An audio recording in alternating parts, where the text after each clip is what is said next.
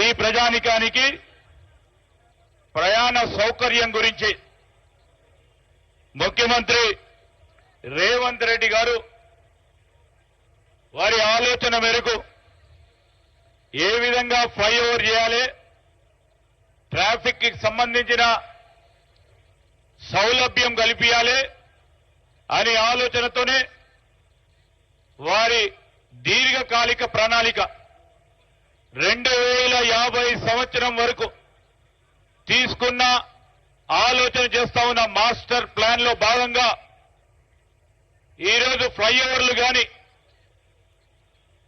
నిన్నగాక మొన్న ఉత్తర వైపు ఎలివేటెడ్ కారిడార్ ని అనేక సంవత్సరాలుగా పెండింగ్ లో ఉన్న పనులన్నిటిని కూడా పరిష్కారం చేస్తూ కేంద్ర ప్రభుత్వంతో మాట్లాడుతూ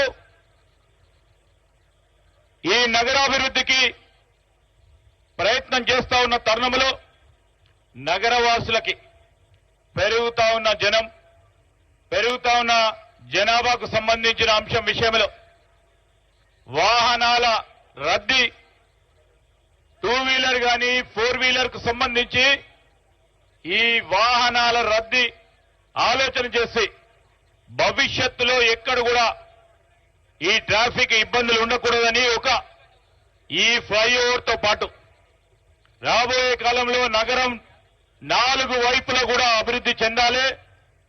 వైపు కాదు అభివృద్ధి, ఒక్కరి గురించి కాదు అభివృద్ధి, 4 వైపుల అభివృద్ధి జరగాలనే ఒక ఆలోచనతోనే గౌరవ ముఖ్యమంత్రి గారు మున్సిపల్ మరియు అర్బన్ శాఖ మంత్రివర్యులుగా ఒక ప్రణాళికబద్ధమైన కార్యక్రమం తీసుకొని మా ప్రభుత్వం కూడా ముందుకు నడుస్తా ఉన్న తరుణాన్ని గుర్తు చేస్తా ఉన్నాం. మీ అందరూ కూడా చూసిర్రు, కాంగ్రెస్ పార్టీ ప్రభుత్వంలో ఆనాడు ఔటర్ రింగ్ రోడ్డుని ఏర్పాటు చేశాం. ఔటర్ రింగ్ రోడ్ కట్టింది కాంగ్రెస్ పార్టీ ప్రభుత్వం. ఈ రోజు జంట నగరాలకి మంచి నీటి సదుపాయం శ్రీపాద ఎల్లంపల్లి నుంచి కృష్ణా నది జలాలతో పాటు మంచినీటి సౌకర్యం కల్పించింది కాంగ్రెస్ పార్టీ ప్రభుత్వం. అదేవిధంగా అంతర్జాతీయ స్థాయి ఎయిర్పోర్టు నిర్మాణం చేసి ఒకటే దఫలో శంకుస్థాపన చేసి ఆ రోజు మా నాయకురాలు సోనియా గాంధీ గారు శంకుస్థాపన చేసిండ్రు. 3 ఏళ్ల లోపల పూర్తి స్థాయిలో కంప్లీట్ చేసి అంతర్జాతీయ స్థాయి ఎయిర్పోర్టు కూడా నిర్మాణం చేసింది కాంగ్రెస్ పార్టీ.